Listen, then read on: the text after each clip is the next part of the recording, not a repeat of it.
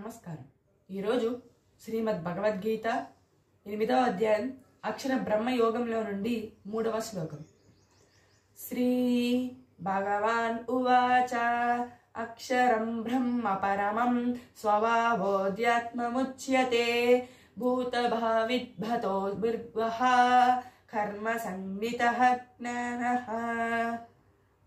తాత్పర్యం: శ్రీ భగవానుడు ఇలా అనెను: బ్రహ్మమును గాని సర్వశ్రేష్ఠుడు, శాశ్వతుడు, ఆధ్యాత్మము అనగా సర్వరూపము అనగా జీవాత్మ, పరమాత్మయందు లీనమై సర్వభూతమును బహిర్గతముగా వాటి ఉత్పత్తి అంతర్జనములు కారణమైన దేష్టము అనగా స్వార్థాకీరణము కర్మయందురు అని శ్రీ భగవానుడు ఇలా అనెను.